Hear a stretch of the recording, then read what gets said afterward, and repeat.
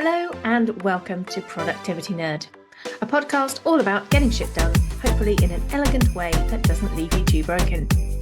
In our crazy worlds, we're all about balancing the need to work enough to make ends meet, enough not to annoy our bosses, but also enough that we feel like we've done enough, which can be a whole different psychological and emotional ballgame, along with the human need to rest and stay well. Plus, on top of that, we'd quite like to enjoy ourselves, maybe just a little bit along the way, spending quality time with those we love. I, for one, love hearing about how people get that balance and work more efficiently so they have more time to do the things that they love. And welcome to Productivity Nerd. I'm Kathy Soulsby. Now, if you're anything like me, when somebody mentions productivity, you probably think about planners, task lists, maybe a clever bit of software or two. But today we're talking about something much more fundamental, breathing. And before you roll your eyes and go, yeah, I've got that, been doing it my whole life, thanks very much, and I'm not dead yet. It turns out that how we breathe has a huge impact on our energy, our focus, our stress levels, and even how well we sleep. So if you've ever felt wired but tired, like struggled to focus, or found yourself in that constant low-level stress that modern work seems to breed like rabbits, this conversation is going to be really interesting. Joining me today is the lovely Phoebe from Flown. She is a breathwork coach and facilitator at Flown, and she works with people to help them improve their breathing for better health and better mental wellness. We're going to talk about why breathing matters far more than most of us realise, what we're probably doing wrong, and some simple things you can add to your day to improve your focus and energy, just by changing the way you breathe. Let's get on with it. Hello and welcome to Productivity Nerd. I'm Kathy Soulsby, and today I'm speaking to Phoebe Newman from Flown. And Phoebe is a breathworking coach.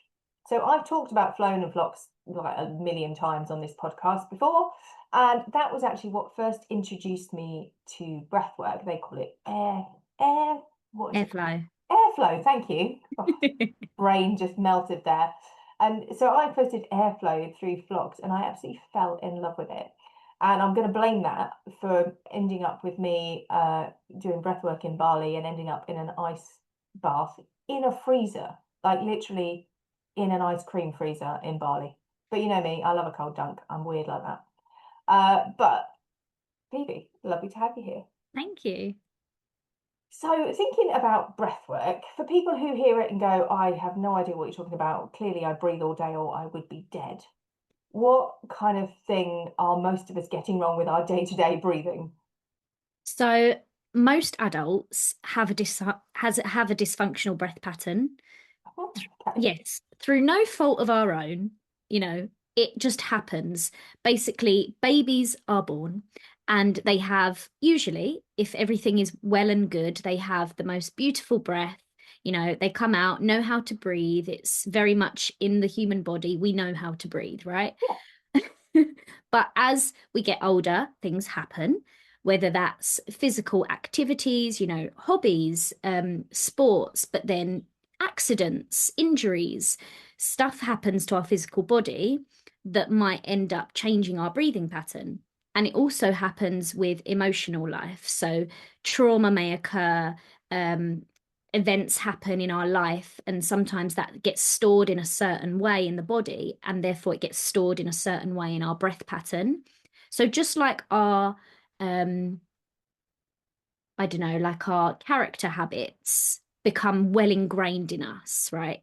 Our breathing is exactly the same. So we're all breathing, yes, but we might not be breathing. we're doing it. But we might not be breathing the most efficiently. Got you. So that's where breath work enters. Yeah. And how did you get into breath work? How did you sort of stumble into it? So it actually was a bit of a stumble. I was a yoga teacher. Well, before I am a yoga teacher still, but I was very much just doing yoga, very much into the yogic breath work, which we know as pranayama. Loved it from my training and continued teaching pranayama in like a separate, not just physical yoga. I did the breath work as well. And then I thought, I really just want to get deeper into this breathwork situation because it's too fascinating not to.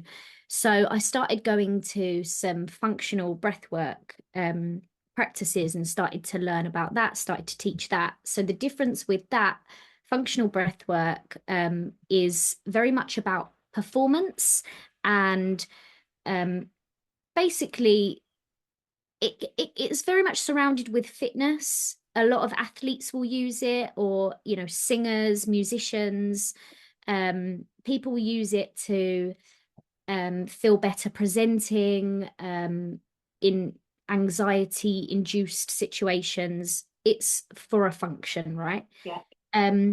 So I started doing that, but then I wanted to go even deeper, as one does.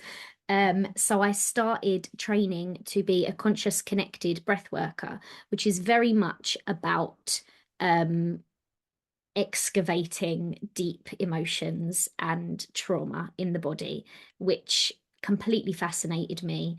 And I feel very passionate about it now, and it's gone beautifully together with yoga. Yeah. So what kind of things might people come to you with to get help in that? Because obviously so we've got the lovely yoga class with some breathing, and yeah, you might finish off a yoga class with just some relaxing, calming breath. Then you've got the functional stuff, which is for athletes. I know Nate, the classes I did with Nate at Flown were very much about, do you need to concentrate on something really hard for the next hour? Well, this is some breath work that you can Yeah. do to make that happen. And then you've got the conscious connected stuff, which is more about working on your inner self, I guess. Yes, very much so. And with that, the breathing pattern, I look at someone's breathing pattern when they first come to me as a first session, and it amazes me every single time. The breathing pattern is always a mirror to what's going on inside. Whether the breath is way up in the shoulders, a lot of people will breathe with their shoulders. Wow. Okay. But you asked me why people might come to me. Mm-hmm. So it will be a variety of reasons.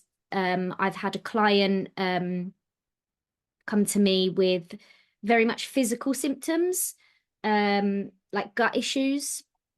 And then I've also had someone come to me dealing with grief. I've had someone come to me just, they're not really sure why.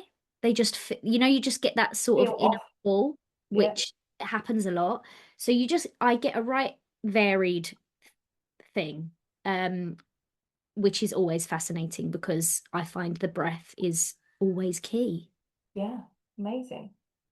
And obviously, the more stressed we get, particularly at work, I imagine the worse our breathing gets. Would I be about right in that? 100%, yeah. It's it's a vicious cycle, really. And you've got to kind of slice it somewhere, usually with a nice deep breath. But yeah, as we all know and have experienced, our internal state or even external factors can very much affect our breathing. We get a high rapid shallow breath when we're stressed, but also when we might feel a bit excited, nervous.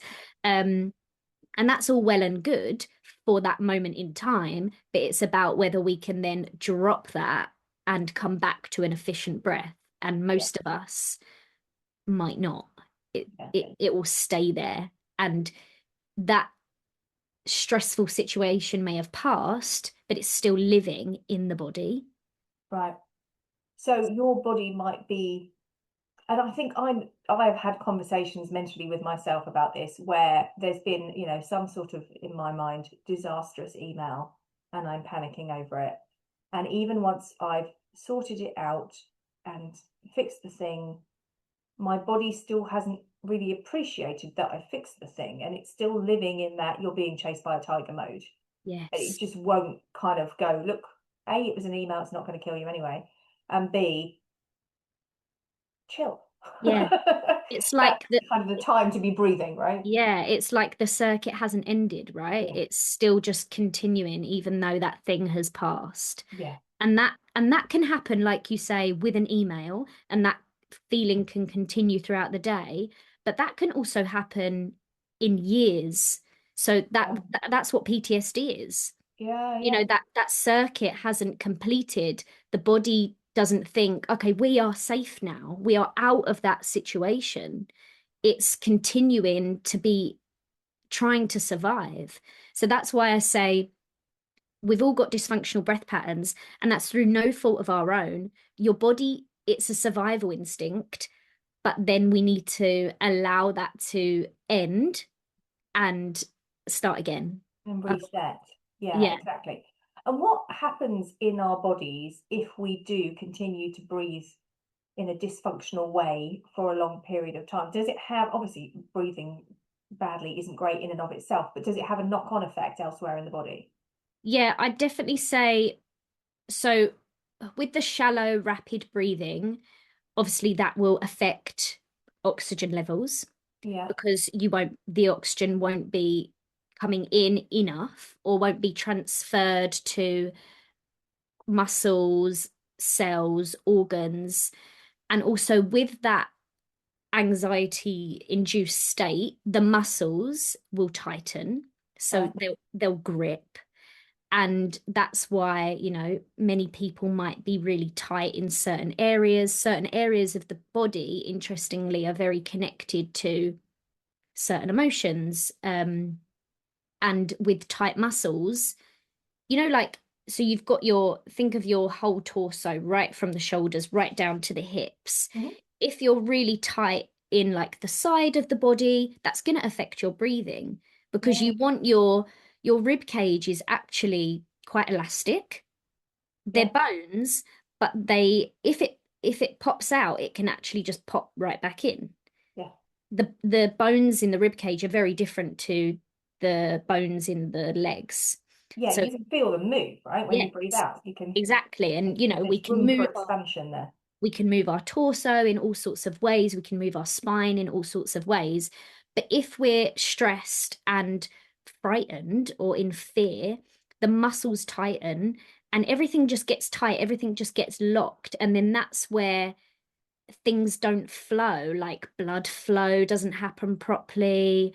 There can then be just, it is a total knock-on effect. It can cause disruptions in the ecosystem of the body, basically. Yeah, yeah.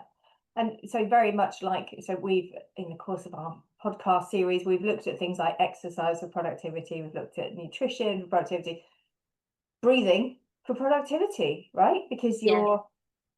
you can only work with the body you have, and you're not going to, thinking of mine, which is currently quite broken.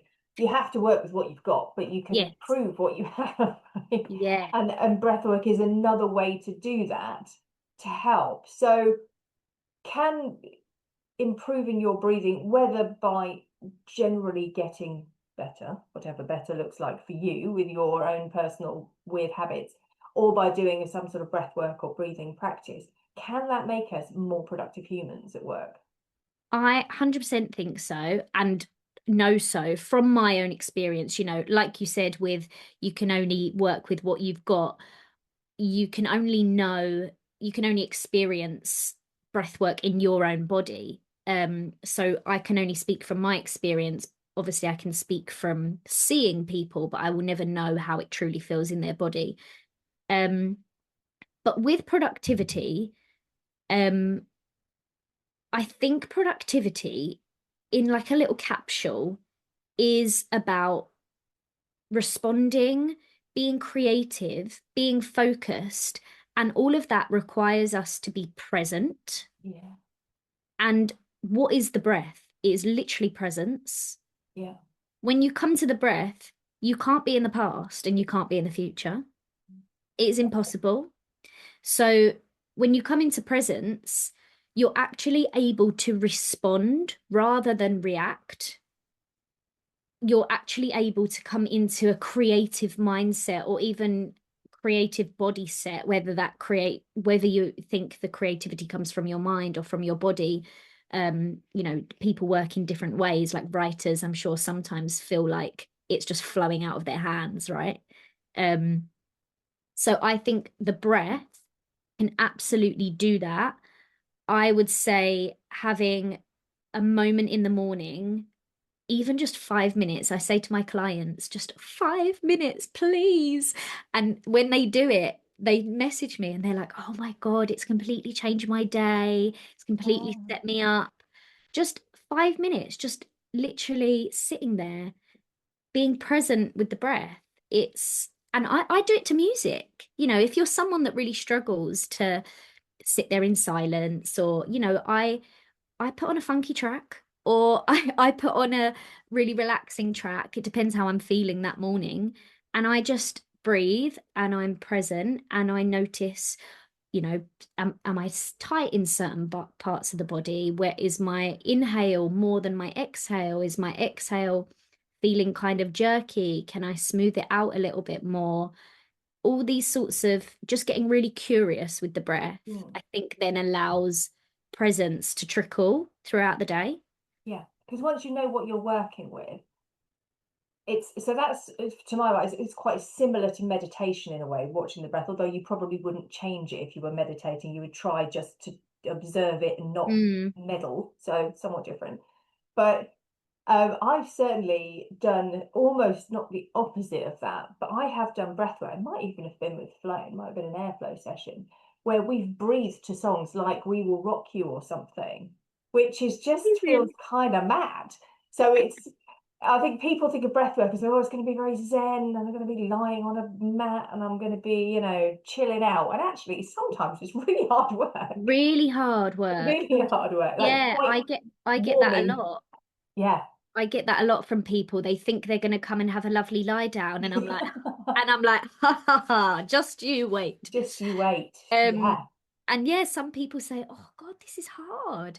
And my teacher said to me, "It's called breath work for a reason. Yes. It's Yeah. not breath relax or breath play." Well, Yeah. we play sometimes, but Yeah. yeah, it can be hard work, of course. When you're Yeah. stuck in a habit, it's hard to get out of that habit. Yeah. And I've done yonks ago, I did the Wim Hof breathing, which is like, I mean, I'm sure he didn't invent it, but it's a particular version of breath work where you sort of breathe quite deep and short for a Hmm. period of time, and then you hold your breath for a really long time. Now, I'm asthmatic, so I have the lung capacity of a gnat, right? I'm literally none.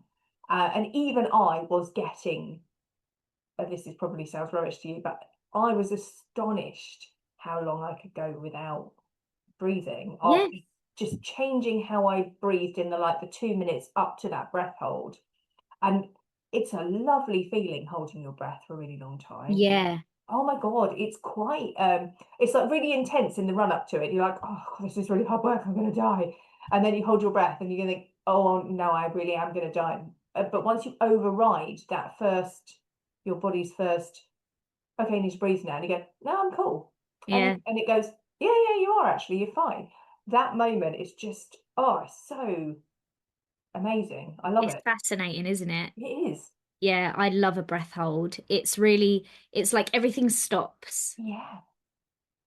I love it. Yeah. Yeah. It's I've never really experienced anything like it. It doesn't always get you like right like that, but and sometimes it doesn't quite work or whatever. But yeah, there's definitely something about having that control and Mm. pumping your body full of loads of oxygen. It's like, oh wow, that feels great. It's like if I breathe normally properly, I probably have more oxygen and be okay. Actually, I'm only having to kind of do it in an artificial way because normally I'm a bit rubbish at this Yeah, breathing you're like thing. being your own pump. Yeah, exactly. So yeah, but it is fascinating. You've got all these different types from the just Yeah. sitting, watching, observing, and gently trying to improve on what you've got to the like Yeah. hard rock end, if you Yeah, like. yeah. The rock and roll breath work. Yeah, yes, competitive breath work for hard blokes. Yeah, Yeah. that one. Or just random women on a Wednesday afternoon when Yeah. they do. Brilliant. So if somebody had, for example, I mean, I know there are, oh God knows how many techniques there are, probably millions, I'm guessing. If Yeah, you, I'm still learning. yeah. Do you have any particular favorites? If you were going to concentrate and do a deep work session, for example, do you have something that is your go-to for focus and concentration? I think the one that I always tell people to have in their pocket and never let go of is the equal breathing. So, quite literally, inhale for 5, exhale for 5. In yoga, it's called Samavriti Pranayama. And when you come into that equal parts, inhaling for the same amount of time, exhaling for the same amount of time, you're bringing your whole entire being into homeostasis. Mm.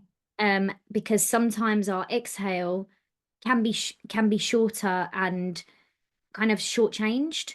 Yeah. And the exhale is so important. I mean, so is the inhale, but sometimes people may have a bit of a fiercer inhale and a shorter exhale, and it doesn't, sometimes you just love a good sigh, Yeah. right? And Yeah. like the body does it without telling you it's going to do that. Or a It's yawn. just, Talking yes, a about this is making me yawn. yawn. Yeah, do you know what? Yawning is great in breath work because it means that you're getting more oxygen in, that the jaw is starting to relax. Oh. So when my clients start to yawn, I'm like, yes, go on. But yeah, inhale for 5, exhale for 5 is one for focus, but also a very calming breath. Yeah. Yeah. And would you adjust that? So am I remembering this right? And I might not be, so correct me if I'm wrong. If you adjust that ratio, you go more to relaxation one way and more to energize the other way. Or have I made that up in my tiny head? Sorry, say that again. See, told you I made this up in my head. No, maybe Um, not.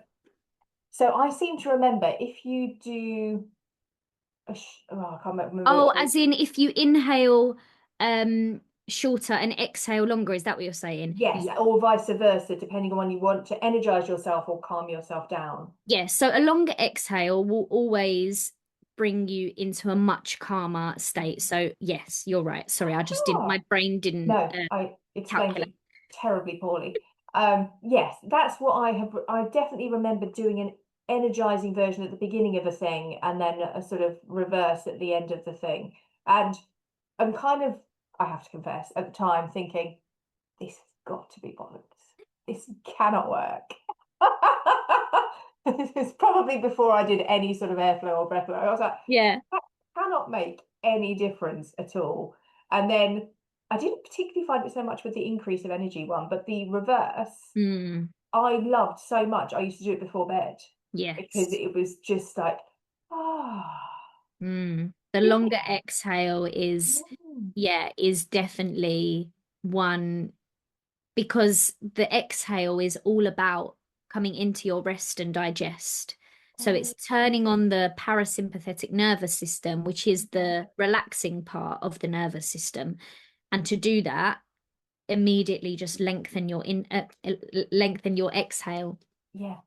And if you find that a struggle because maybe that's one of your bad habits, that's one of your dysfunctional breathing patterns that you have a short exhale, humming.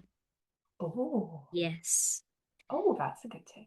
So humming, you will naturally have a really long exhale and you might not be able to do that without a hum. Yeah. That's So really interesting. a I've done natural yoga with humming, I think. yes, so it is a yogic Yeah. technique. It's called humming bee breath, Oh, which is very sweet. yeah. So you take a natural inhale through the nose, and as you exhale, you just make a sound for Oh. as long as you can. And it doesn't need to be forced. It's not like a you just Doesn't need to be tuneful. no, it doesn't need to be tuneful. We don't need tune. Just really soft. That's a really lovely one before bed as well. Yeah, Mm. brilliant. Which really helpfully brings us on to our next subject. So sleep, obviously, Ah, massive productivity lever yeah. to pull, right? And a lot of energy problems and therefore productivity problems are actually a sleep problem because if people Mm. don't get enough rest, then you're not going to work at your best. You're not going to be able to do the best stuff. So how does breathing fit into sleep quality? So when we have our bad habits or dysfunctional habits in the daytime, There, of course, if we're slightly aware of them in the daytime, that's wonderful. But when we're asleep, we're going to have no clue. So it's like everything probably gets elevated. Yeah. And you'll know if you've got some bad habits because you might snore, you might wake up with your mouth open or feel like you've got a dry tongue from a open mouth while you're sleeping. You might need to wee a lot in the night, which can be a sign that you're sleeping with your mouth open. Really? Um, Oh, yeah, wow. I didn't know that. I'm sure there are other Yeah, reasons. but it would never occur to me that that has anything to do with Yeah, mouth open breathing. yeah, Wow. yeah. So I wake up all the time with a sore throat. Yeah, that might be Yeah. an open mouth Yeah, situation. I'm sure it is. Sure it is. So yeah, and obviously that is again going to affect oxygen levels, and you might wake up feeling groggy. And it's also going to affect your immune system because the nose is a filter. Yeah. So when we're out and about, in polluted cities, Oh, yes. it's Especially on imperative. the underground. That's When always the germ central of my world. Yes, when when you're I on the see people underground. on the underground and their mouth breathing, I think, oh my goodness. The plague is coming for you. Um, so yeah, it's definitely important to breathe through the nose at night, and you've probably seen mouth taping. Yes, tell me. I have seen it, and I'm not sure whether it's a mad fad. Tell me and tell us about mouth breathing tape and whether this is a lunatic thing or if we should all be giving it a go. Definitely give it a go. You, and you don't need to go crazy. You don't need to like wrap it all the way around. I would hope not. That feels a little bit terrifying. It's just to you just put a tiny bit on your mouth, get what's that specific tape? I used to do it like surgical tape, like Yeah, it, the stuff you'd put on a plaster to sort of stick it down a bit more yeah, or something. Yeah. nothing, not like duct tape. Don't go No. crazy. But it's literally just to encourage your mouth closed. It's not to seal it shut. You won't Right. suffocate. It's just to encourage the lips to shut. And interestingly, the more you breathe through your mouth, the harder it is to breathe through the nose. So it's like you've got you've got this skin in your nose that easily gets blocked if you breathe through your mouth. So the more you breathe through your nose, the easier it gets. Yeah. So at first, people might think, "Oh my God, I can't do this. This is," but it just will. But that's what the nose is for. Yes. It's not there for accessories. Um, so yes, breathing through the nose, give it a go. It definitely works. I noticed energy levels changing. Um, my partner did it. His snoring stopped. Wow. Yeah, game changer.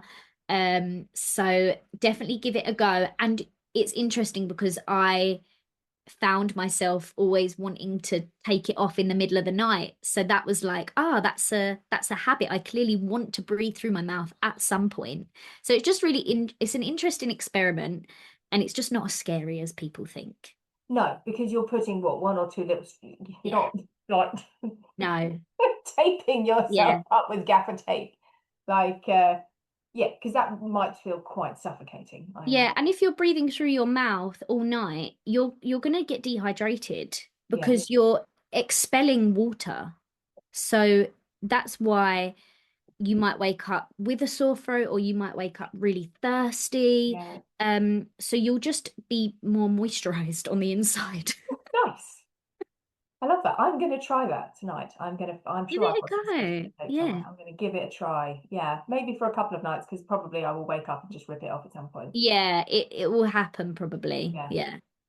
Yes. I remember my dentist saying that I grind my teeth, so I wear a retainer. She said, "Don't worry, you'll find it like by your feet. You'll find it on the floor for at least 2 weeks because it You just feels rip it weird." out. Yeah. So it'll probably be one of those things. It might take a while to get into. Yeah. I Yeah. used to find my tape like on the wall or like just in random places. Excellent. So nasal breathing important. Obviously, it is a filter, so it stops the germs coming in, which is really important Yes. when you're out and about, because that's kind of the purpose of your nose, Yeah. right? Um, and generally, nose breathing better for our health. Yes, General, it also when you breathe through your nose, it produces nitric oxide, which right? basically widens and relaxes the blood vessels.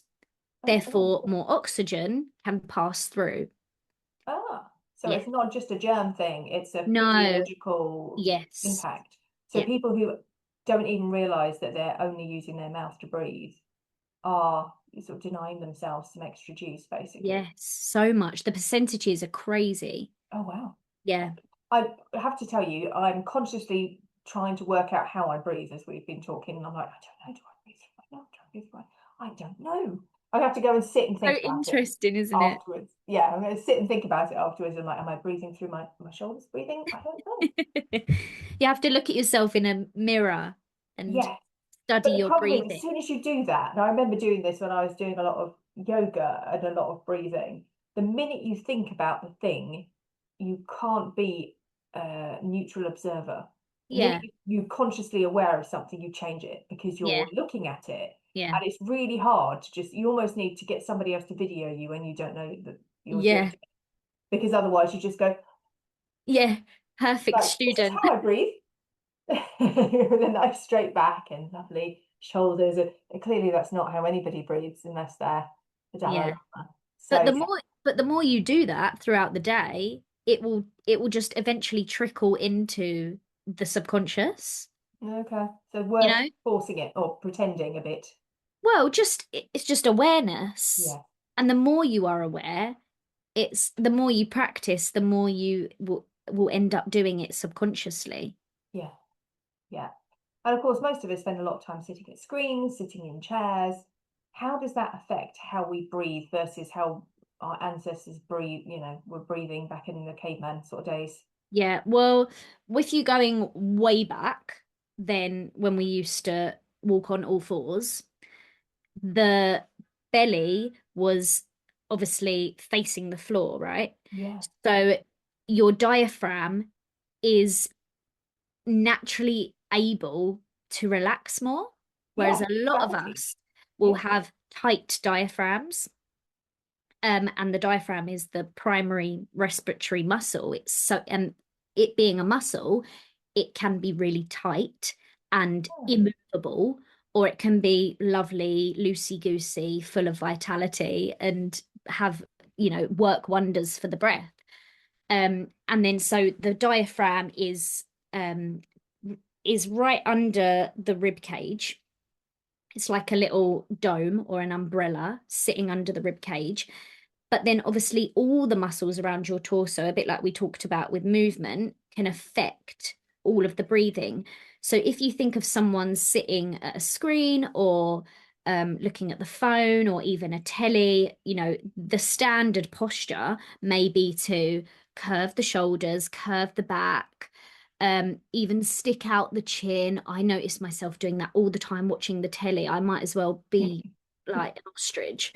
Um, everything's everything's small, whereas I guess our ancestors, we were way more physical. We were doing oh, stuff with our bodies so much more and probably a lot stronger up in our torso, probably, more flexible.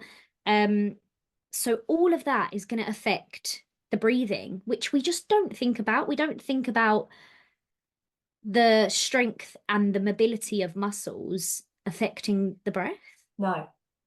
And it's something that has really clicked for me um, recently, how important it is to bring my yoga knowledge into breath work. Like, I don't do an airflow without doing a bit of movement at the start Right. Yeah.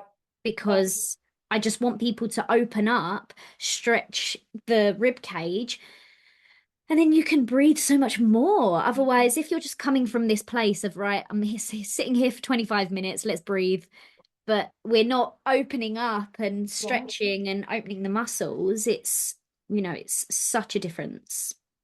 Yeah, absolutely. And the other time I've used breath, so one of my clients is actually he's a presentation coach. So he used to be an actor, and obviously actors, a bit like singers and other people, dancers, they are much more aware of their breath and train for it than us regular Joes who just meander around and sit at a desk. So I have learned from him a couple of really good breathing techniques for confidence Mm, when do tell. oh, well.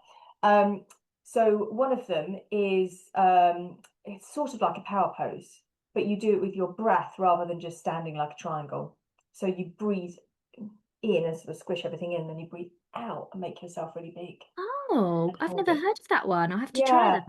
So you do it's you do it with your arms. yes, so you use your arms with your breath kind of Oh thing. So it's a wow. movement because power pose is normally just sort of static, isn't it? And I'll do that as well. And what was the other one? There was like a it's not really a breath one, the other one, it's more of a movement one. But I was fascinated how much somebody who is very pragmatic, very non-woo-woo, if you Yeah. like the least woo-woo person you've ever met in your life, was like, well, yes, of course I teach all my clients to breathe. There's no point in doing anything else until they know how to breathe properly because Yeah. they sound nervous the minute their breath is wrong.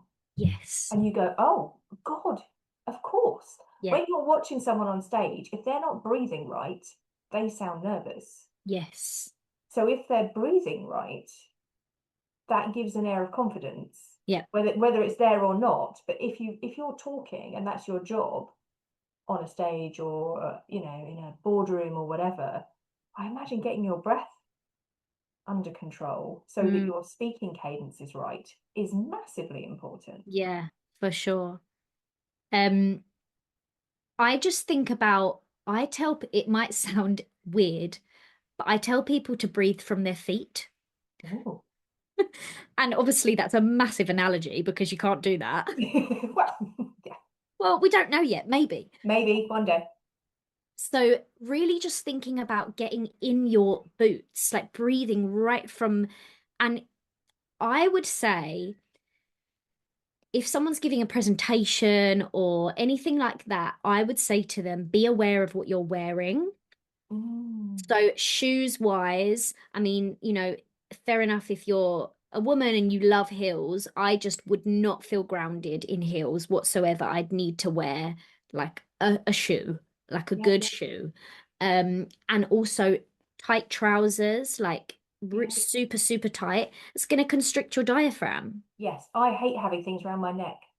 Oh, interesting. Yeah, I can't wear things that I can't. I can just about cope with a polo neck if it's freezing, but I'd never wear like a choker or I really don't like tight shirts. If I was a man and had to Yeah. wear a suit and tie, I would hate my life. I just find that really constricting. So Yeah. yeah, I totally get that. You've got to feel that your body can move with the breath. Yes. Yeah. And so that's definitely the first thing that I'd even say that's huge. Even in from my body, I know my breath completely changes when I've got tight trousers on. I feel like two different people. I feel like all my breath is up in my upper body and my legs are just trying.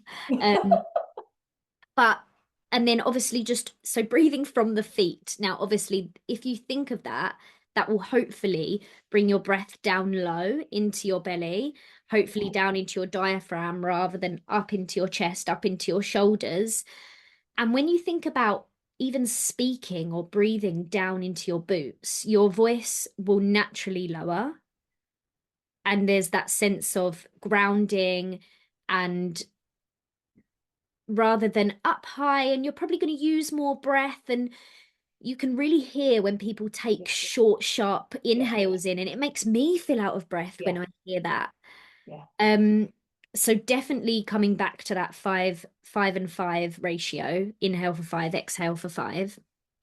And just thinking about being low, being lay down if you can. It's always a good tip, as far as I'm concerned. We've done a Yeah, I podcast would. about resting. We love it. We love a lie down.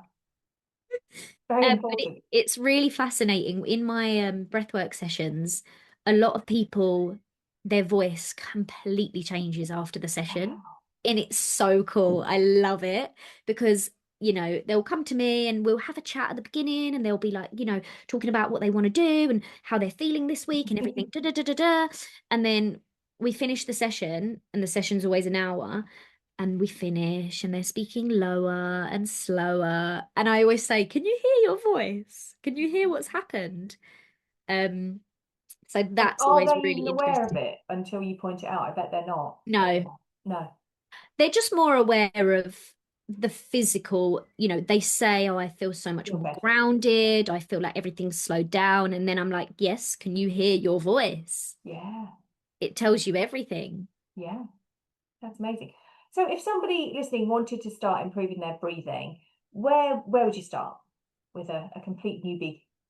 So I would say one of the best tips that I've ever gathered. A lot of us will breathe quite small and not quite realize the capacity that we're able to hold. So I would say, wherever you are right now, bring your hands to your side ribs, I'm gonna do it. I'm gonna do it with you, Phoebe. Right, I'm there. hands to YouTube, this is us.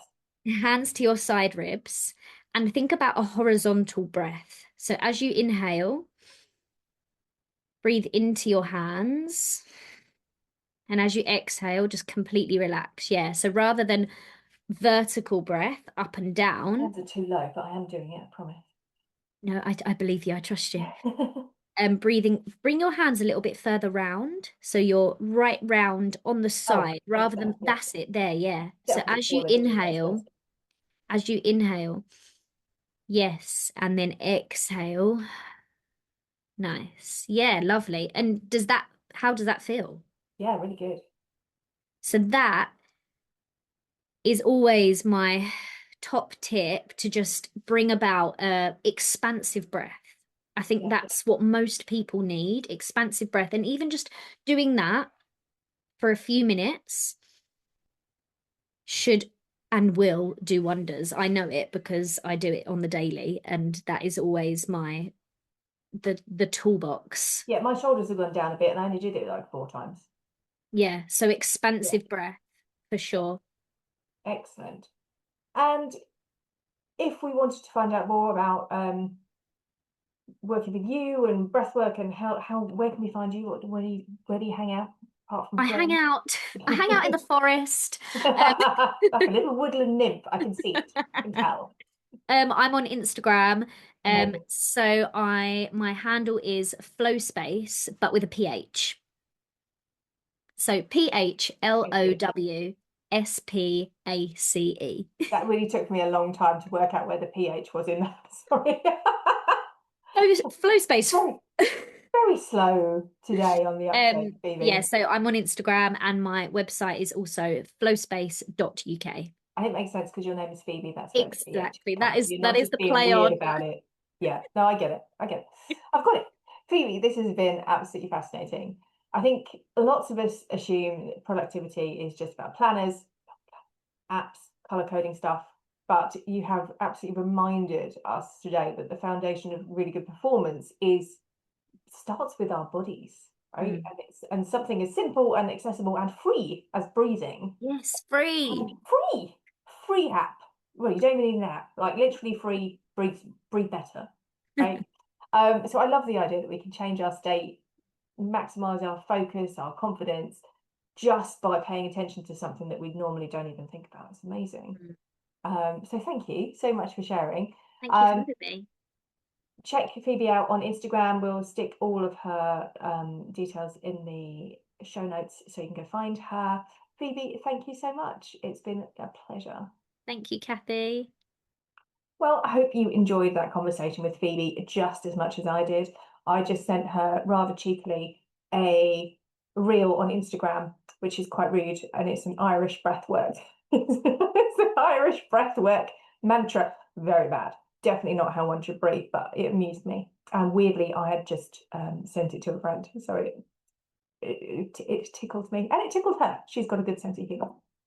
But it's funny, we spend so much time when looking for complicated solutions to our energy levels, to our productivity challenge.